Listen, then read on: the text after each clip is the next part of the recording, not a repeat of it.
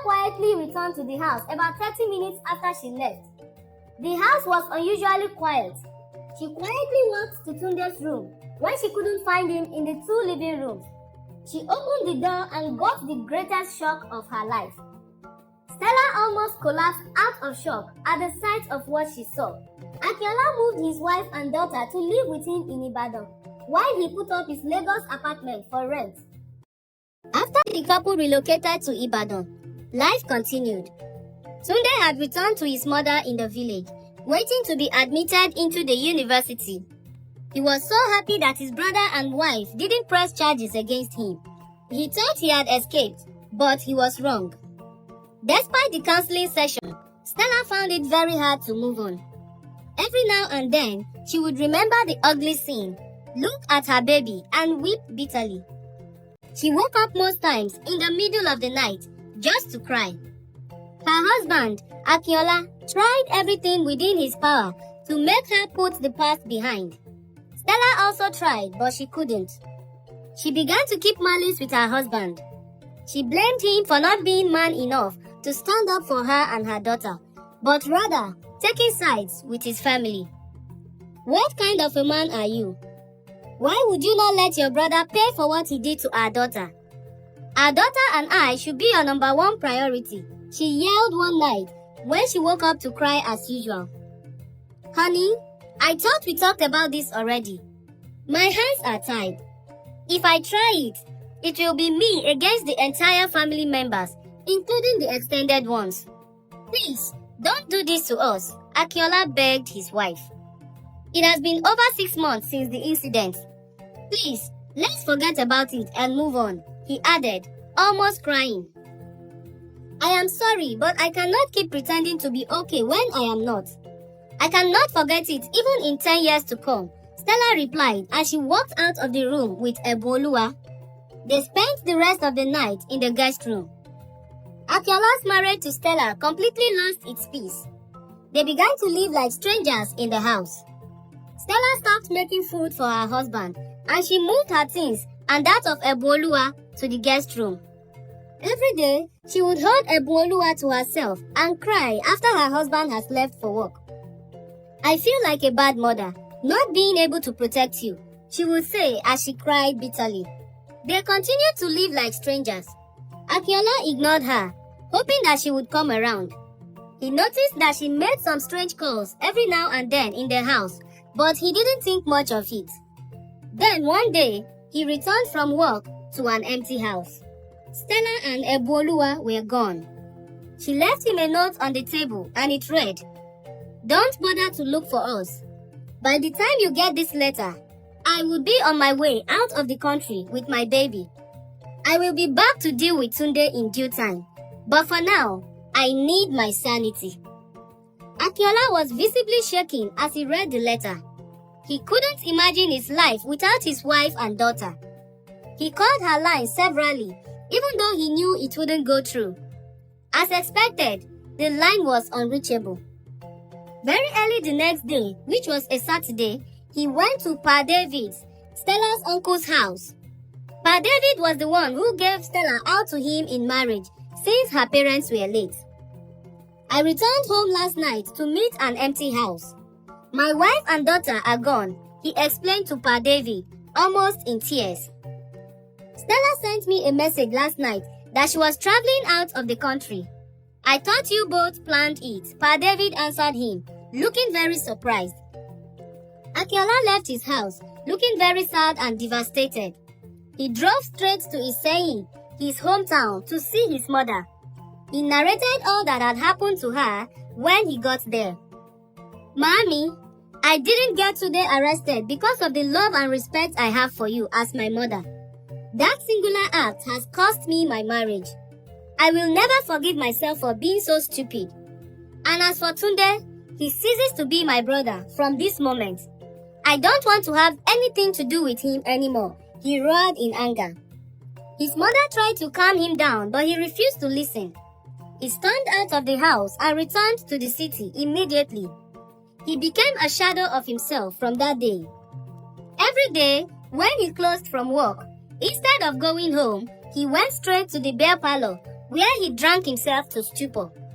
His office work began to suffer and his performance dropped drastically. His colleagues at work noticed it and became very worried. Mr. Akola had always been a vibrant and hard-working man right from when he joined the bank, and the sudden change was a surprise to all of them. One day, after he closed from work, he headed for the beer parlor as usual. He sat down and ordered for bottles of beer. He poured himself some in the glass cup. As he was about to drink it, someone held his hand. He looked up to see Jerry, his closest pal and colleague at work. "What are you doing here, Jerry?" he asked. "I followed you immediately you left the office. Don't tell me these bottles are for you alone. What is wrong with you, Akola? I have been watching you closely for a while now." Akola sighed before he answered. "I am just waiting for the day death will take me. I have lost my wife, my child, and my peace of mind because I wasn't man enough," he answered as he burst into tears. He went on to narrate what had happened, starting from how Stella caught Tunde molesting their daughter to how he didn't allow Stella file a case against him. Jerry was disappointed in him but didn't show it as Akola was already in a vulnerable state. He didn't want to say anything that would push him to do the unthinkable.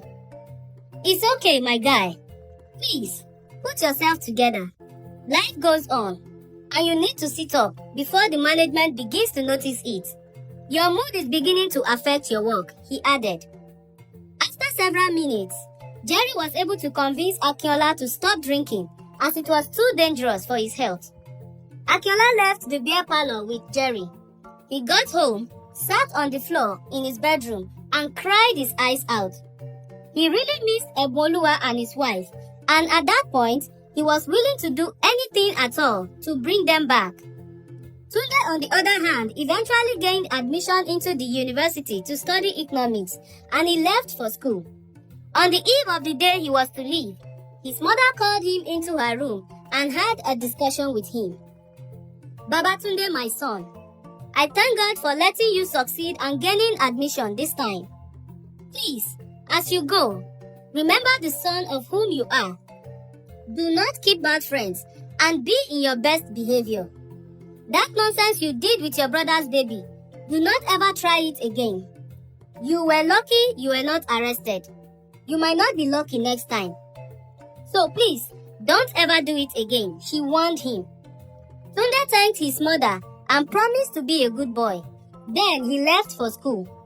He rented a one-room apartment off campus as the hostel was already filled up when he got to school.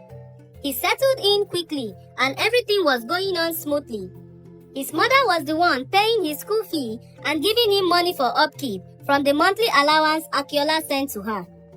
In the compound where he rented his apartment, there were two of them who were students and two couples living in it. The two couples both had 2 children each. The students and the couple got acquainted and began to live happily together. They looked out for each other and helped each other in time of need. Tunde was very nice to all the children in the compound. He played with them, taught them their school assignments, and told them a lot of folktales during the weekend. This made the children love him so much. Whenever Tunde was home, you will find 1 or 2 of these children in his room, either playing with his phone or jumping around in the room. Tunde in turn enjoyed having them around as they were very much fun to be with. He got himself a girlfriend who happened to be his classmate with whom he made out with whenever he was in the mood. Her name was Beauty.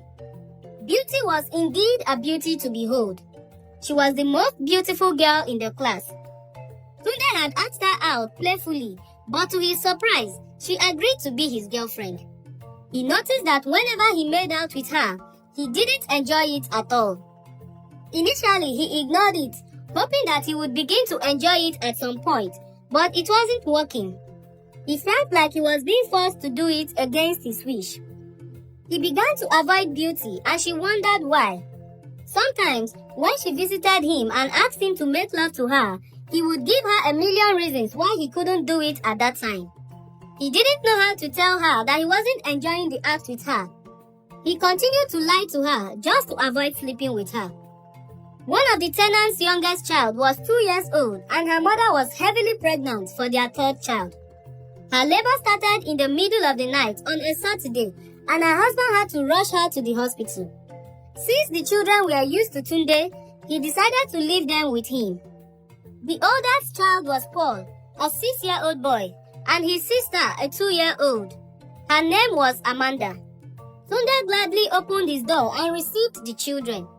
"Safe delivery to you, ma," he muttered at the woman who was obviously in pain. When they left, he tucked the children into his bed and decided to sleep on the floor. As soon as he lay down to sleep, his eyes went straight to the 2-year-old Amanda, and he remembered how good he felt some time back when he made Eboluwa suck his thing. He decided to try out the same thing with Amanda. He got up and carried her from the bed, took her to one corner of the room, and did to her the same thing he did with his niece. Paul was fast asleep and did not see what was happening. Amanda also did it unconsciously in her sleep. After the act, Tunde felt very good and happy with himself. "I never felt this good, doing it with beauty, even with all her beauty," he mumbled with a satisfactory smile. He gently returned Amanda to the bed and went to sleep, feeling good. From that day, he began to wish for such an opportunity so he could repeat the act. The next day, the children's father returned home to announce that his wife had given birth to a baby boy. Everyone in the compound was happy about the good news and showered prayers on the family and the newborn. However, she had the baby via cesarean section and needed to stay back a little longer in the hospital. Their father, simply known as Baba Paul, pleaded with Tunde to receive the children when they returned from school and let them stay with him while he shuttled between the house and the hospital. "I am so sorry for disturbing you. My mother will be coming from the village on Wednesday. Until then, please do me this great favor," he added. Tunde gladly agreed to help out. He made sure he was home to receive the children on Monday as promised. He gave them food and changed their clothes. He did the same thing the next day. Immediately they were fed, Amanda began to doze. Tunde tucked her in bed. Then he asked Paul to go and play with the other children in the compound. Paul dashed out happily, and Tunde decided to repeat the evil act with the innocent girl again. However, he ran out of luck this time. As soon as he started, the door which he had forgotten to lock, out of excitement, flung open and Paul jumped in excitedly, followed by his father and grandmother. Baba Paul and his mother were shocked to their bone at the ugly scene that welcomed them. The old woman screamed so loud that people began to gather. Tunde wished the ground could open up and swallow him. He tried to defend himself but couldn't utter a word as it was too late. He was caught red-handed. That was the beginning of the journey to the land of the unknown for Tunde. Thank you so much for watching. The story continues shortly. Please kindly subscribe to my channel and turn on your notification so that when the next part drops, you will be the first to be notified. Thank you so much for your love. I love you right back.